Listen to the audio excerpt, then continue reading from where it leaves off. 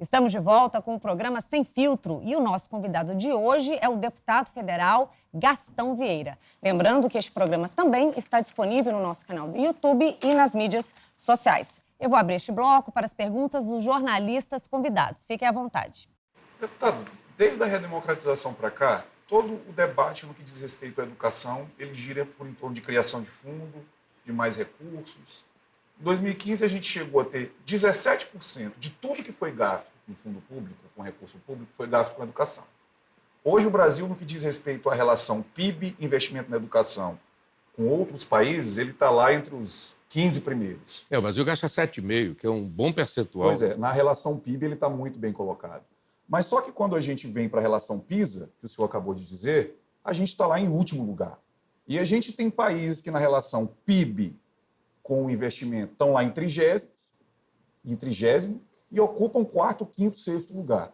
Será que não está na hora, deputado, de se parar de conversar só a respeito de fundo, porque só gira em torno de fundo, mais dinheiro, mais dinheiro, mais dinheiro. Chegamos a 17% de tudo gasto.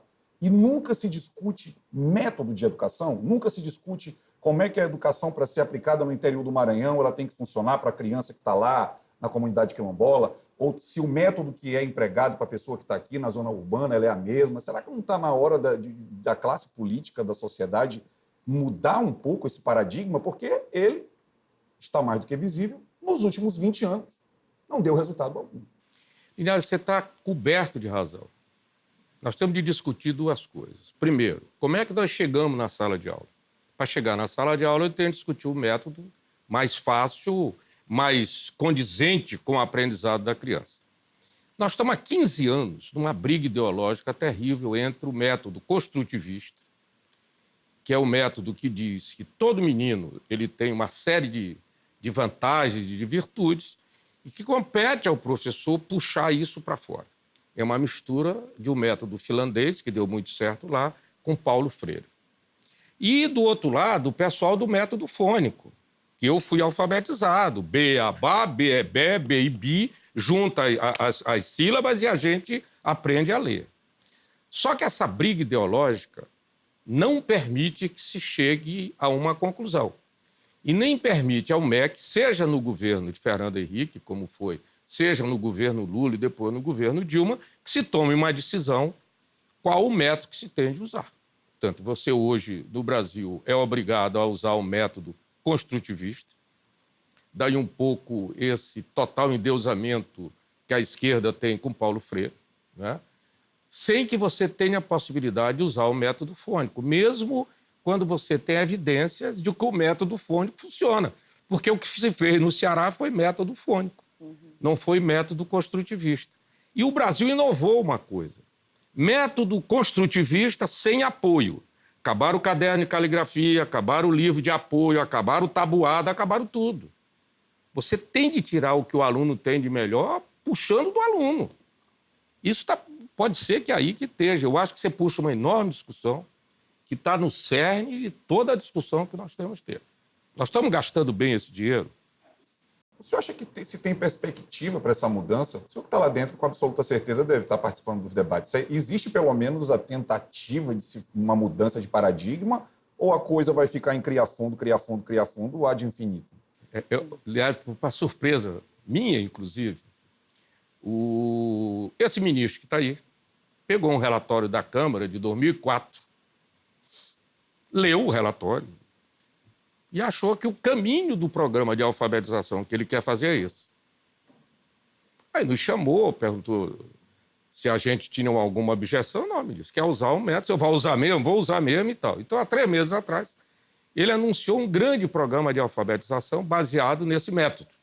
Só que 3 meses depois, nós estamos fazendo uma avaliação do Ministério da Educação, a deputada Tabata fez, ele não fez absolutamente nada nos últimos 3 meses para botar isso na rua. Então, no fundo, eu tenho de concordar contigo. Está tendo uma enorme dificuldade da gente sair do lugar.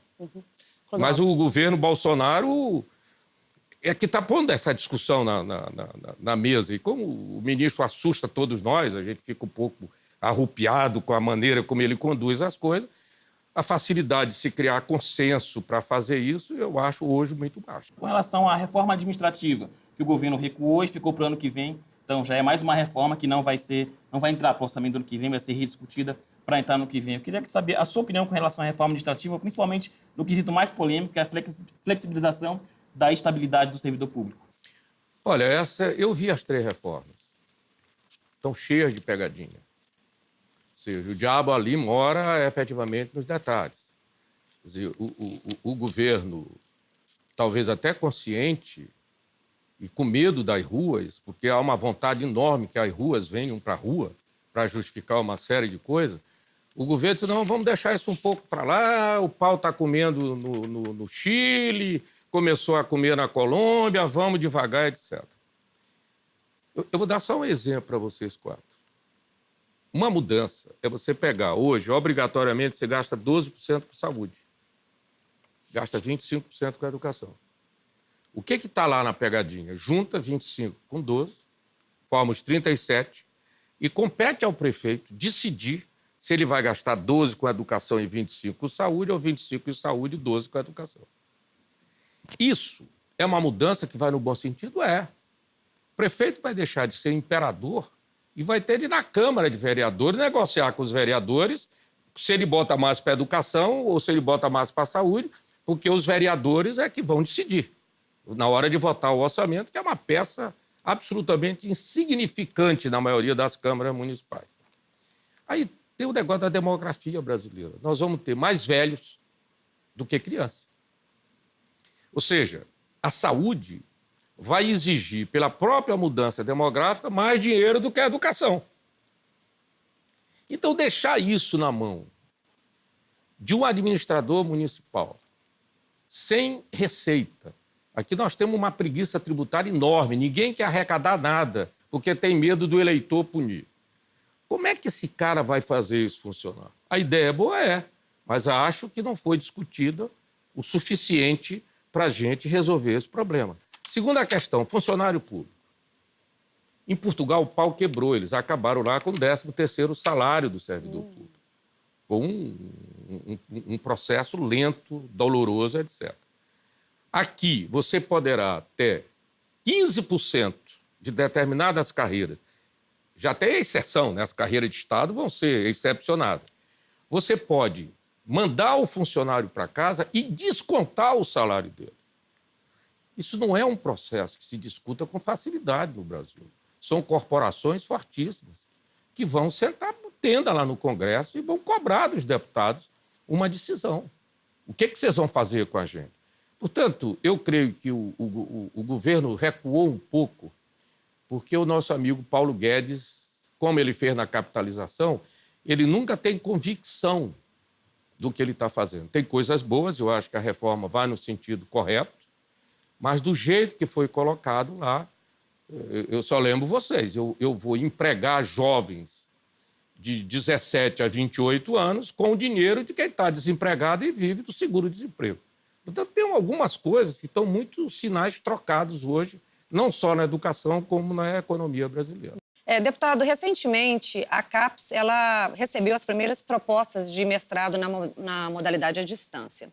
E existem estudos científicos que apontam fragilidades na oferta da educação à distância por meio, por exemplo, do programa Universidade Aberta do Brasil, a UAB, em que as universidades públicas elas ofertam os cursos de graduação já existentes na modalidade à distância.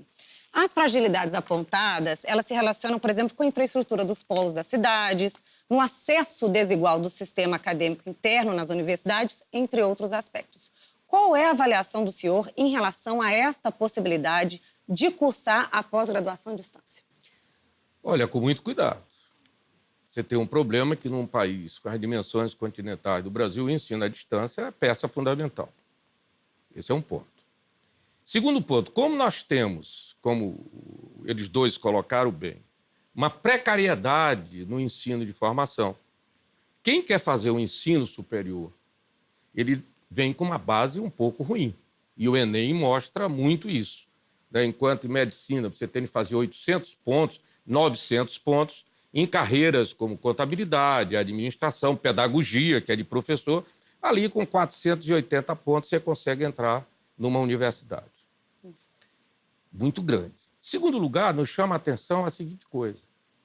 Os fundos de pensão americanos estão investindo mais dinheiro no Brasil em educação e saúde do que nos Estados Unidos. Tem alguma coisa errada. E quem é que está fazendo ensino à distância hoje? As grandes universidades. A Croton, que abriu um departamento só de ensino à distância, a Estácio. A Croton tem 1 milhão de alunos e está dando ensino à distância. Como essa turma tem ações na Bolsa, se não se comportarem bem, o investidor vai lá e manda prender o descambal, pode ser que a gente consiga balizar isso. Mas e as pequenas instituições que estão espalhadas por esse interior do Maranhão inteiro? Que muitas vezes dão um curso, mas não dão um diploma. Quem dá o diploma é uma terceira instituição. Depois o aluno não consegue ir para o registro de enfermagem, de serviço social, para obter o registro para ir trabalhar. Então, isso é um risco. Isso é um risco. E o maior, que os professores hoje, que estão na rede pública, 65% está sendo formado pelo ensino à distância e só 50% pelas universidades públicas. Estou falando de professor. Como é que nós vamos sair, Linhares, dessa confusão com um professor que não é bem formado? Quem é que fiscaliza o ensino à distância? Na China, hoje, o aluno de ensino à distância, por reconhecimento visual, se ele abrir para assistir a aula e não for ele, o programa não abre. Eles fazem reconhecimento facial, faz mais. Se o aluno está feliz, se ele está entendendo, se ele está... Mas nós estamos muito longe disso. Então, portanto, o ensino à distância, do jeito que está, é preocupante. É uma fábrica de dinheiro. Os fundos de pensão americanos não estão investindo em ensino à distância do Brasil só por graça. É porque o lucro deve ser altíssimo. E é isso que está se investindo. E o MEC, deixa para lá, eu não estou nem aí. Ensino à distância é bom, etc. Então, é uma discussão, mais uma discussão séria que nós temos de ter no Brasil, mas eu vejo com muita preocupação. Só para dar um último dado. Um professor que está no ensino presencial acerta 650 pontos no Enem. Um professor que está no ensino à distância acerta 500 pontos no Enem, ou seja, mesmo entre ensino presencial precário que nós temos, ele ainda é melhor do que o ensino dado à distância. Vamos de um rápido intervalo? Até já.